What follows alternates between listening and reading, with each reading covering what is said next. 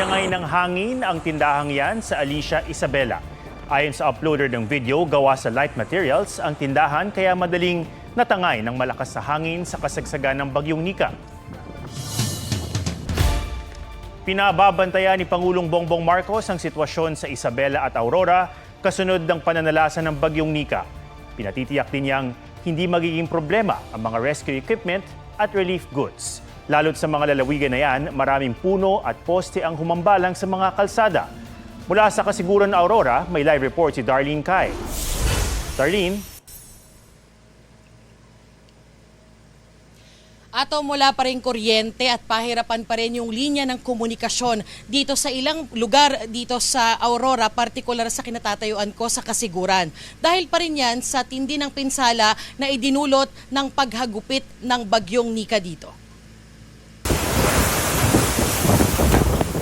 Buong araw na malakas ang hangin at ulan sa Kasiguran Aurora dahil sa Bagyong Nika. Yung mga puno dito sa likuran ko, nagtutumbahan na, pati na lahat ng pwedeng liparin, nililipa dito sa labas, kaya talagang napakadelikadong lumabas. Nagtumbahan ang mga puno. Napuruhan din ang ilang paaralan. Katulad na yung bahagi ng bubong nitong covered court ng Kasiguran Central School. Kanina, bago kami sumulong dito, ay buo pa yan. Pati yung mga ilang upuan at lamesa dito, nagtumbahan na rin. Sa ilang lugar, hanggang tuhod na ang baha. Pahirapan naman ang pagpasok sa bayan ng Dilasag kung saan naglandfall ang Bagyong Nika kaninang umaga. Humambalang kasi ang mga puno at poste. Nawasak at binahari ng ilang kubo. Kala ko baka mababagsakan ako ng kahoy dyan. Hinayang kami sa yung mga gamit ko at basa na. Sa tabing dagat, hindi rin kumakalma ang mga alon kaya mahigpit ang pagbabantay sa banta ng storm surge. Sa iba pang lugar sa probinsya, sa pilitan ng paglikas sa mga residenteng aabot sa mahigit 5,000. Pagtitiyak ng PDRRMO, sapat pa ang kanilang supply ng relief packs para sa lahat ng apektadong residente. Naka-red alert din ang PDRRMO Isabela. Sa bayan ng Nagilian, walang tigil ang pag-ulan. Sa lakas ng hangin, muntik tamaan ng tinangay na tent ang isang van. Halos zero visibility naman sa Cauayan City. May mga yerong halos lipa rin sa Alicia. May mga tumagilid pang poste ng kuryente at isang rider ang sumemplang. Sa bayan ng Etiague, bahagyang umangat ang bubong ng Emergency Operations Center ng MDRRMO. Naglagay na muna ng modular tents para sa evacuees na nasa isang covered court. Nagmisulang ilog naman ang bahagi ng Barangay Nara.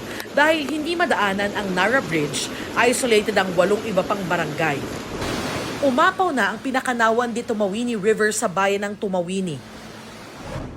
Balik evacuation center ang ilang taga-Tuguegarao City na lumikas noong Bagyong Marce. Natatakot lang ako sa totoo lang dun sa typhoon fatigue na tinatawag nila na baka ang mga tao kaka-ready, mapagod na, no, biglang mag-relax.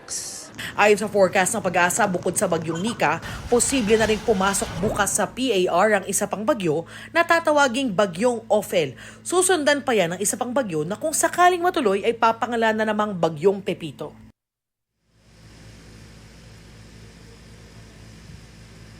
Atong balik tayo dito sa Aurora. Tinututukan ngayon ng probinsya yung relief at clearing operations pero nananatili raw silang naka-alerto para sa mga paparating pang bagyo. Yan yung latest mula rito sa Aurora. Balik sa'yo, Atong. Maraming salamat, Darlene Kai. Nahuli kamang pamamaril sa isang 21 anyos na lalaki sa Cebu City. Nakahinto ang motorsiklo na sinasakyan ng biktima at 2 pang kasama. May lalaking bumaba mula sa minivan at nagpaputok sa direksyon ng biktima. Dead on arrival siya sa ospital. Sa investigasyon, galing sa isang bar ang grupo ng biktima at mula roon, sinundan sila ng suspect. Isa sa tinitingnang motibo sa krimen ang droga. May 5 persons of interest na raw ang pulisya. Itinanggi ni Vice President Sara Duterte na sadyang hindi niya pinapadalo ang mga opisyal ng Office of the Vice President sa mga pagdinig ng Kamara tungkol sa confidential and intelligence funds ng OVP. Sabi ng mga OVP officials sa kanilang liham, meron silang official travel kaya hindi ulit sumipot sa pagdinig kanina. Pinasight in contempt sila ng Kamara. Kunekosyon tuloy muli sa Kamara kung may malisyosong intensyon ng pagpayag sa kanilang bumiyahe sa araw ng pagdinig. Pero sabi ni VP Sara, naghahanda lang sila para sa anibersaryo ng OVP sa November 15. Kaya marami sa mga tauhan nila ang nagpunta sa satellite offices. Tinawag din niya ang paninira ang pagpuna ng Commission on Audit sa mga isinumite ng OVP na acknowledgement receipts ng pinagamitan ng confidential funds noong 2022 at 2023.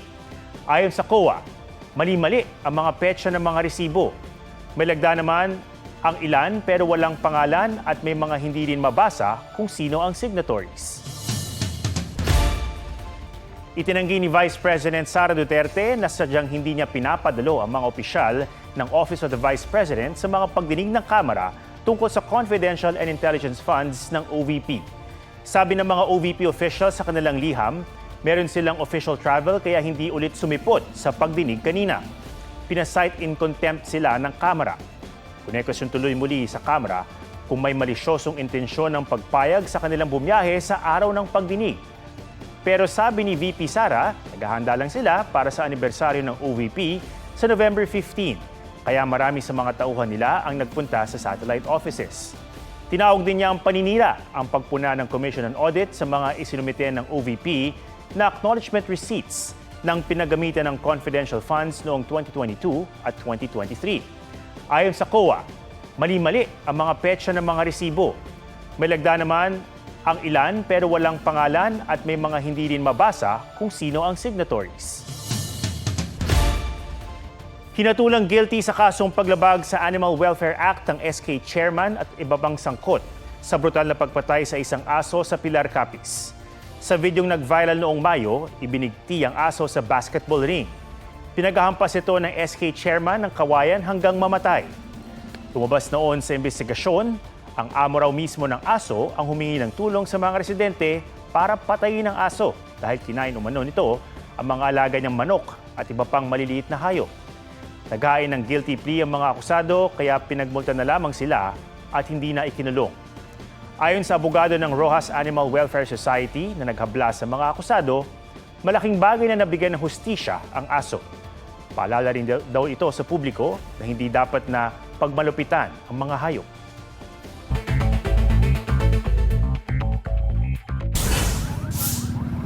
Rider patay sa karambola ng 12 sasakyan sa Maa, Davao City. Nawalan daw ng kontrol ang driver ng isang wing van truck at inararo ang 6 na pribadong sasakyan at 5 motorsiklo. Nasa kustudiya na ng pulisya ang driver na naharap sa patong-patong na reklamo. Hanggang 45 pesos kada kilong bigas mabibili sa ilang pamilihan sa Metro Manila. Dahil yan sa kasunduan ng Department of Agriculture at mga market association na limitahan sa 3 to 5 pesos per kilo ang kita ng mga retailer sa regular at well-milled rice. Pero ang mga retailer umaaray. Pastor Apollo Kibuloy naka-confine sa Philippine Heart Center. Dinala siya roon noong November 8 matapos sumakit ang dibdib noong November 7. Pinalawig ng korte ang medical furlough ni Kibuloy hanggang November 16 para tapusin ang lahat ng medical test. Ayon sa abogado ni Kibuloy, matagal nang may irregular heartbeat ang pastor. Jonathan Andal, nagbabalita para sa GMA Integrated News. Nung last month pa, Comedy Queen Ai de las Alas kinumpirma sa Fast Talk with Boy Abunda ang hiwalayan nila ng asawang si Gerald Sibayan. October 14, na nag-chat siya sa madaling araw dito sa Pilipinas na, yun nga, sinabi niya na gusto niyang magkaanak and hindi na siya happy. I really tried my best kasi meron kaming in vitro. Meron pa kaming isa, si Gold. Meron pa kami isang embryo eh. Sabi ko sa kanya, pag nagkapera kami, surprise ko sana siya na ilalagay ko yung baby para meron kami anak. Sa usapin naman kung may third party sa hiwalayan.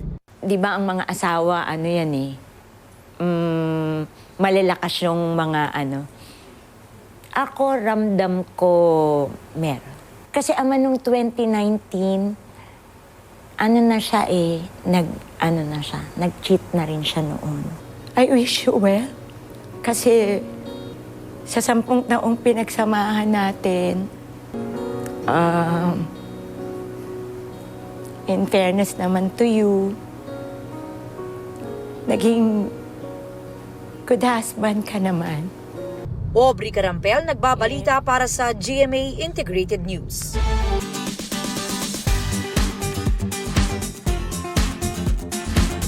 How deep is your love? Ang isang lalaki sumisid sa dagat para makapag-propose sa kanyang nobya. Pero ang romantic sanang wedding proposal naging kwela dahil sa aberya. Pusuan na yan sa report ni Oscar Oida.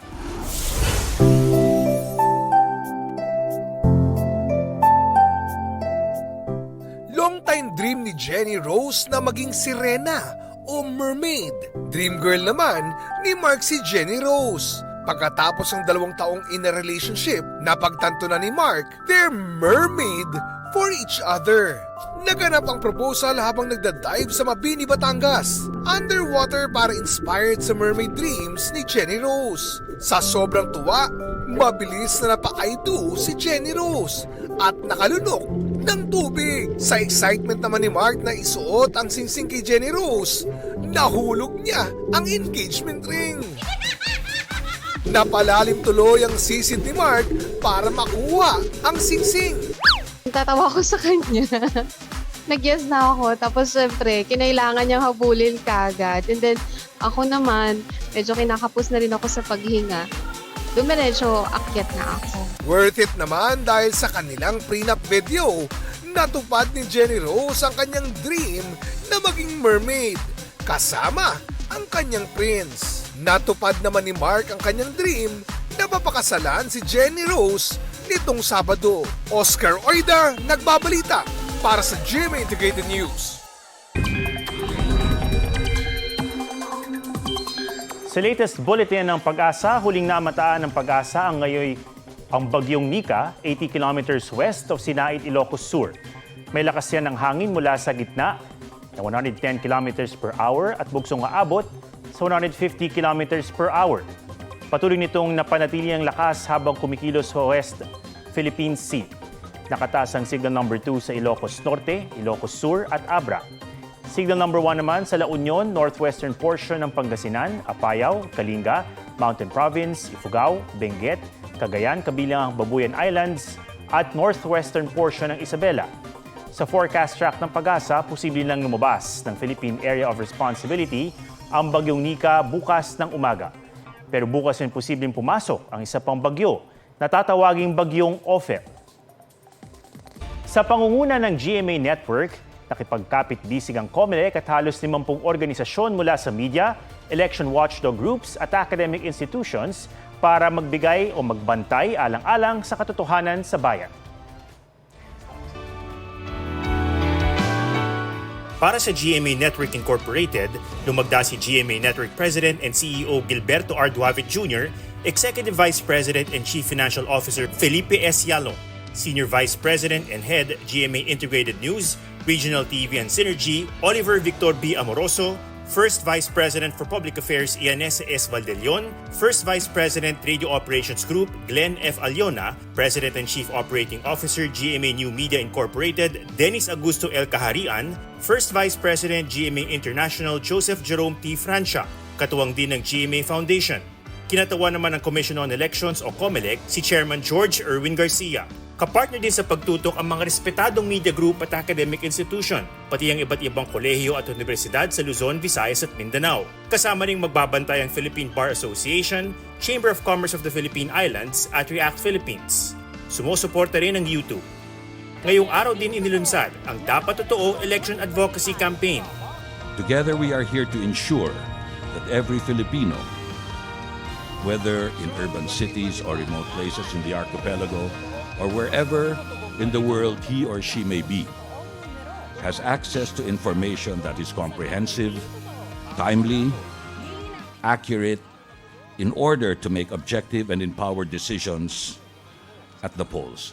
Everything is at stake in this election. Kailangan ng suporta ng lahat, lalong-lalo na yung mga kasamahan natin sa media, lalo na yung nagpapahatid ng katotohanan at tamang balita. Yan po yung advokasya natin at dapat kung ano yung totoo lang.